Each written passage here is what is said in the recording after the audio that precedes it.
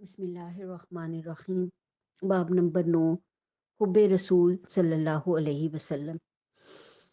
انسان فطرتاً نیکیوں کو پسند کرتا اور نیکیوں سے محبت رکھتا ہے، اور انسانوں میں سب سے زیادہ نیکوکار گروہ انبیاء کرام کا تھا، جنہوں نے خدا کی مخلوق کو خدا کا پیغام پہنچایا اور انہیں زندگی گزارنے کا وہ ڈھنگ بتایا جس سے انسان کی دنیاوی اور اخروی دونوں زندگیاں کامیاب ہوتی ہیں۔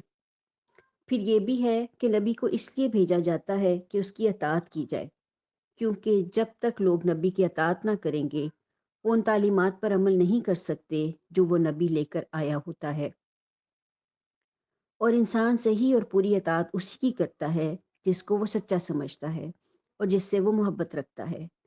جتنی محبت زیادہ ہوگی اتنی ہی اطاعت زیادہ آسان ہوگی۔ احادیث سے پتہ چلتا ہے کہ صحابہ کرام رضی اللہ تعالیٰ عنہم کو حضور صلی اللہ علیہ وسلم سے والہانہ محبت تھی، لہٰذا وہ اطاعت اور اتباع کے بہت اونچے درجے تک جا پہنچے تھے۔ حضور صلی اللہ علیہ وسلم نے خود بھی صحابہ کرام رضی اللہ تعالیٰ عنہم کو اس حقیقت سے مطلع فرمایا تھا کہ ان کا ایمان کامل نہیں ہو سکتا جب تک کہ وہ حضور صلی اللہ علیہ وسلم کو تمام انسانوں سے بڑھ کر نہ چاہیں۔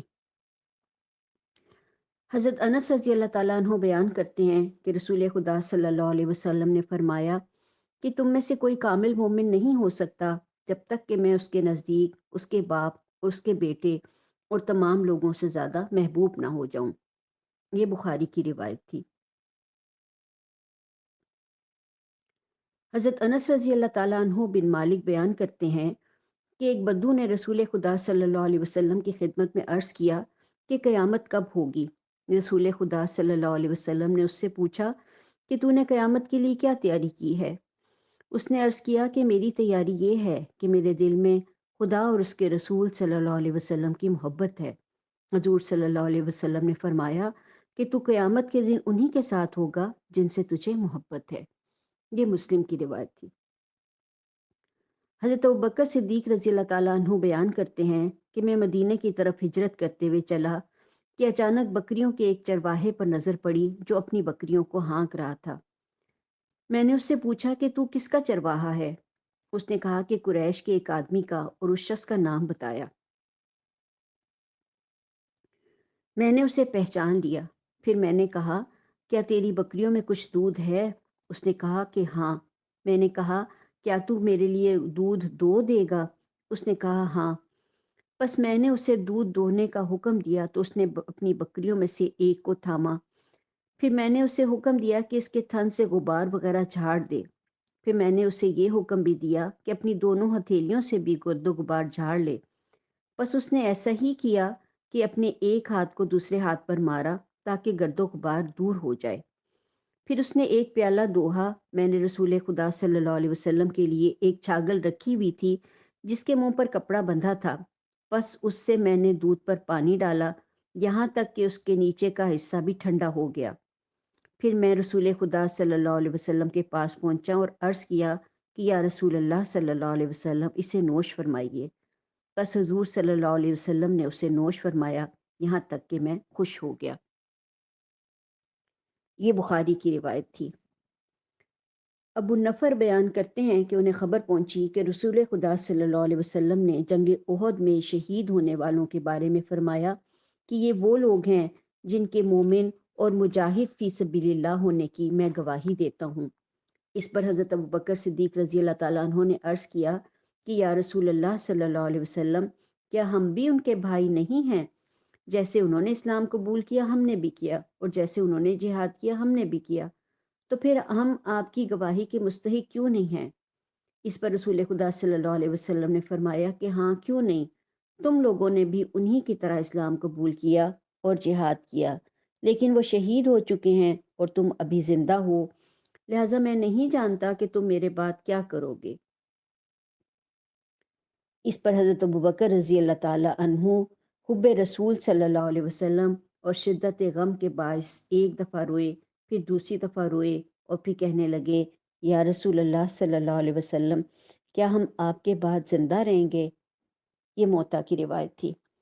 یحییٰ بن سعید بیان کرتے ہیں کہ جنگ احد کے دن رسول خدا صلی اللہ علیہ وسلم نے فرمایا کہ کون مجھے سعد رضی اللہ تعالیٰ عنہ بن ربی انصاری کی خبر لا کر دے گا؟ تو ایک شخص نے کہا کہ میں لاتا ہوں یا رسول اللہ صلی اللہ علیہ وسلم۔ پھر وہ شخص چلا گیا اور لاشوں کے درمیان پھرنے لگا۔ وہیں حضرت سعد رضی اللہ تعالیٰ عنہ بھی بن ربی بھی زخمی ہو کر پڑے تھے۔ حضرت سعد رضی اللہ تعالیٰ عنہ بن ربی نے اس سے کہا کہ تجھے کیا کام ہے؟ اس شخص نے عرض کیا کہ مجھے رسول خدا صلی اللہ علیہ وسلم نے آپ کی خبر لانے کے لیے بھیجا ہے۔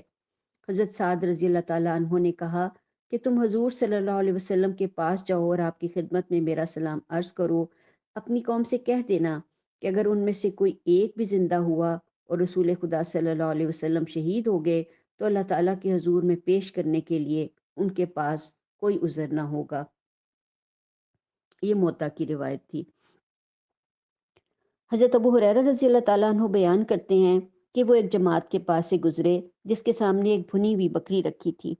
ان لوگوں نے انہیں کھانے کی دعوت دی مگر انہوں نے کھانے سے انکار کر دیا اور فرمایا کہ حضور صلی اللہ علیہ وسلم دنیا سے اس حال میں تشریف لے گئے کہ آپ نے جو کی روٹی بھی سیر ہو کر نہیں کھائی۔ یہ بخاری کی روایت تھی۔ حضرت عمر رضی اللہ تعالیٰ عنہ بیان کرتے ہیں کہ میں نے رسول خدا صلی اللہ علیہ وسلم سے عمرہ کی اجازت چاہی۔ حضور صلی اللہ علیہ وسلم نے مجھے اجازت دے دی اور فرمایا کہ اے میرے چھوٹے بھائی، ہمیں اپنی دعا میں نہ بھولنا۔ حضرت عمر رضی اللہ تعالیٰ عنہ فرماتے ہیں کہ حضور صلی اللہ علیہ وسلم نے ایک ایسا کلمہ کہا کہ اس کی جگہ مجھے ساری دنیا بھی مل جاتی تو مجھے خوشی نہ ہوتی۔ اس حدیث کے راویوں میں حضرت شعبہ رضی اللہ رحمۃ اللہ اور حضرت عاصم رحمۃ اللہ بھی ہیں۔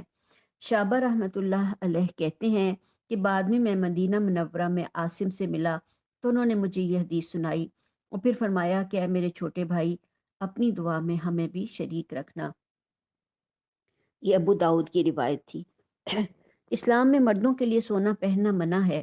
حضرت عبداللہ رضی اللہ تعالیٰ عنہ بن عباس رضی اللہ تعالیٰ عنہ بیان کرتے ہیں کہ رسول خدا صلی اللہ علیہ وسلم نے ایک شخص کے ہاتھ میں سونے کی انگوٹھی دیکھی تو آپ صلی اللہ علیہ وسلم نے اسے اس کے ہاتھ سے اتار کر پھینک دیا اور فرمایا کہ کیا تم میں سے کوئی جہنم کے انگارے کا ارادہ کرتا ہے کہ اسے اپنے ہاتھ میں لے لے گا؟ پھر جب رسول خدا صلی اللہ علیہ وسلم تشریف لے گئے تو اس شخص سے کہا گیا کہ تو اپنی انگوٹھی اٹھا لے اور اسے بیچ کر یا کسی اور طریقے سے اس سے فائدہ حاصل کر لے، کیونکہ حضور صلی اللہ علیہ وسلم نے تو صرف پہننے سے منع فرمایا ہے۔ مگر اس نے کہا کہ نہیں، خدا کی قسم میں اسے کبھی بھی نہیں لوں گا، جبکہ حضور صلی اللہ علیہ وسلم نے اسے پھینک دیا ہے اور اس نے اسے نہ اٹھایا۔ یہ مسلم کی روایت تھی۔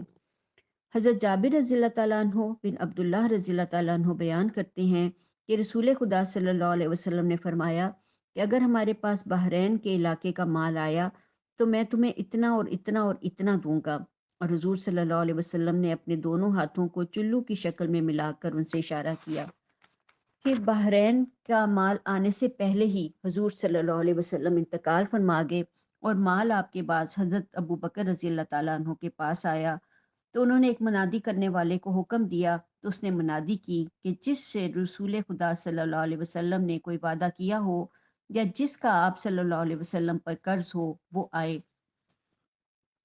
اس پر میں کھڑا ہوا اور میں نے رسول خدا صلی اللہ علیہ وسلم سے میں نے کہا کہ رسول خدا صلی اللہ علیہ وسلم نے فرمایا تھا کہ اگر ہمارے پاس بحرین کا مال آیا تو میں تمہیں اتنا اور اتنا اور اتنا دوں گا۔ اس پر حضرت ابوبکر رضی اللہ تعالیٰ عنہ نے بحرین کے مال سے ایک چلو بھر بھرا مجھے دے کر فرمایا کہ اسے گنو۔ میں نے گنا تو وہ 500 درہم یا دینار وغیرہ تھے۔ حضرت ابوبکر رضی اللہ تعالیٰ عنہ نے فرمایا کہ اس سے دگنے اور لے لو۔ یہ مسلم کی روایت تھی۔ حضرت ابو ہریرہ رضی اللہ تعالیٰ عنہ بیان کرتے ہیں کہ ایک دن رسول خدا صلی اللہ علیہ وسلم ایسے وقت باہر آئے جس وقت آپ صلی اللہ علیہ وسلم باہر نہیں آیا کرتے تھے اور نہ اس وقت کوئی آپ سے ملاقات کیا کرتا تھا۔ آپ باہر تشریف لائے تو حضرت ابو بکر رضی اللہ تعالیٰ عنہ آ گئے۔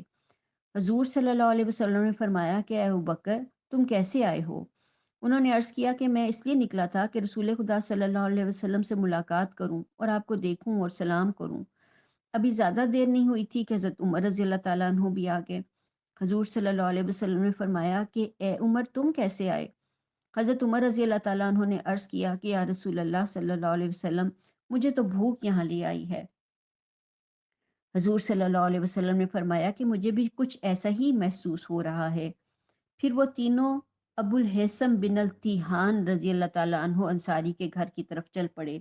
ان کے کھجوروں کے بہت سے درخت تھے اور بکریاں بھی بہت تھیں، مگر ان کے پاس خادم نہیں تھے۔ ان تینوں نے انہیں گھر نہ پایا تو ان کی اہلیہ سے پوچھا کہ تمہارے شوہر کہاں ہیں؟ اس نے کہا کہ وہ ہمارے لیے میٹھا پانی لانے گئے ہیں۔ تھوڑی ہی دیر ہوئی تھی کہ ابو الحسم رضی اللہ تعالیٰ عنہ ایک مشک لے کر آگے جو اتنی بھری ہوئی تھی کہ وہ اسے بمشکل اٹھائے ہوئے تھے۔ انہوں نے مشک کو رکھا اور آ کر رسول اللہ صلی اللہ علیہ وسلم سے لپٹ گئے اور کہتے جاتے تھے، میرے ماں باپ آپ پر فدا ہوں۔ پھر وہ ان سب کو اپنے باغ میں لے گئے اور ان کے لیے فرش بچھایا۔ پھر کھجور کے ایک درخت کی طرف گئے اور ایک خوشہ لا کر ان کے سامنے رکھ دیا۔ رسول خدا صلی اللہ علیہ وسلم نے فرمایا کہ تم ہمارے لیے وہ پکی ہوئی کھجوریں چن کر کیوں نہ لائے، خوشہ کیوں توڑا؟ ابو الحسم رضی اللہ تعالیٰ عنہ نے عرض کیا کہ یا رسول اللہ صلی اللہ علیہ وسلم، میں چاہتا تھا کہ آپ لوگ پکی ہوئی اور ادھ پکی کھجوروں میں سے خود اپنی مرضی سے چن لیں اور تناول فرمائیں۔ پھر ان سب نے کھجوریں کھائیں اور اس سے پانی کی پیا جو حضرت ابو الحسم رضی اللہ تعالیٰ عنہ لائے تھے۔ پھر رسول خدا صلی اللہ علیہ وسلم نے فرمایا کہ اس ذات کی قسم جس کے ہاتھ میں میری جان ہے کہ یہ چیزیں ان نعمتوں میں سے ہیں جن کے بارے میں قیامت کے دن تم سے سوال ہوگا۔ دیکھو یہ ٹھنڈا سایہ ہے، پکی ہوئی کھجوریں ہیں اور ٹھنڈا پانی ہے۔ پھر حضرت ابو الحسم رضی اللہ تعالیٰ عنہ ان سب کے لیے کھانا تیار کرنے چلے گئے تو حضور صلی اللہ علیہ وسلم نے فرمایا کہ دیکھو دودھ والی بکری ہرگز ذبح نہ کرنا۔ پس انہوں نے ان کے لیے 1 سال سے کم والی بکری یا بکرا ذبح کیا اور اسے پکا کر ان کے پاس لائے۔ پھر ان سب نے کھانا کھایا اور رسول خدا صلی اللہ علیہ وسلم نے فرمایا کہ کیا تمہارے پاس کوئی خادم ہے؟ انہوں نے عرض کیا کہ جی نہیں۔ آپ صلی اللہ علیہ وسلم نے فرمایا کہ جب ہمارے پاس قیدی آئیں گے تو تم ہمارے پاس آنا۔ اس واقعے کے بعد رسول خدا صلی اللہ علیہ وسلم کے پاس 2 غلام آئے جن کے علاوہ کوئی تیسرا نہ تھا، تو حضرت ابو الحسم رضی اللہ تعالیٰ عنہ حضور صلی اللہ علیہ وسلم کی خدمت میں آئے۔ رسول خدا صلی اللہ علیہ وسلم نے فرمایا کہ ان دونوں میں سے کوئی ایک چن لو۔ انہوں نے عرض کیا کہ اللہ کے رسول صلی اللہ علیہ وسلم آپ ہی میرے لیے چن دیجئے۔ تو رسول خدا صلی اللہ علیہ وسلم نے فرمایا کہ جس سے مشورہ لیا جائے وہ امانت دار ہے، اس کے لیے ضروری ہے کہ مشورہ لینے والے کا راز چھپائے رکھے اور نیک مشورہ دے، لہٰذا تم یہ غلام لے لو کیونکہ میں نے اسے نماز پڑھتے دیکھا ہے، اور اس کے ساتھ اچھا سلوک کرنے کے بارے میں میری وصیت قبول کرو۔ پھر حضرت ابو الحسم رضی اللہ تعالیٰ عنہ اپنی بیوی کے پاس گئے اور انہیں رسول خدا صلی اللہ علیہ وسلم کے فرمان کی خبر دی تو ان کی بیوی نے کہا کہ رسول اللہ صلی اللہ علیہ وسلم نے اس کے بارے میں جو کچھ فرمایا ہے آپ اس پر پوری طرح عمل نہیں کر سکتے جب تک آپ اس کو آزاد نہ کر دیں۔ حضرت ابو الحسم رضی اللہ تعالیٰ عنہ نے فرمایا کہ اچھا یہ آزاد ہے۔ پھر اس کے بعد رسول اللہ صلی اللہ علیہ وسلم نے حاضرین کو تلقین کرتے ہوئے فرمایا کہ اللہ تعالیٰ نے کوئی نبی یا نبی کا خلیفہ ایسا نہیں بھیجا جس کے 2 اندرونی ہمراز رفیق نہ ہوں۔ ایک اندرونی رفیق وہ ہے جو اسے نیکی کرنے کا حکم دیتا ہے اور برائی کرنے سے منع کرتا ہے، اور دوسرا اندرونی رفیق وہ ہے جو اسے نیکی کرنے سے روکتا ہے اور برائی کرنے کا حکم دیتا ہے، اور اس طرح اسے برباد کرنے میں اپنی طرف سے کوئی کسر اٹھا نہیں رکھتا۔ بس جو کوئی اس برے اندرونی رفیق سے بچا لیا گیا وہ تمام اقسام کے شر سے محفوظ ہو گیا۔ یہ ترمذی کی روایت تھی۔ اس حدیث میں جو 2 اندرونی رفیقوں کا ذکر ہوا ہے اس کے بارے میں علماء کی 1 سے زیادہ رائے ہیں، جن میں سے ایک یہ ہے کہ یہ دو اندرونی رفیق فرشتہ اور شیطان ہیں۔ فرشتہ اچھائی کی طرف بلاتا ہے اور شیطان برائی کی طرف۔ ایک اور رائے یہ بھی ہے کہ یہ 2 اندرونی رفیق انسان کے 2 طرح کے نفس ہیں، ایک وہ جو اسے اچھائی کی طرف ابھارتا ہے اور دوسرا وہ جو اسے برائی کی طرف ترغیب دیتا ہے۔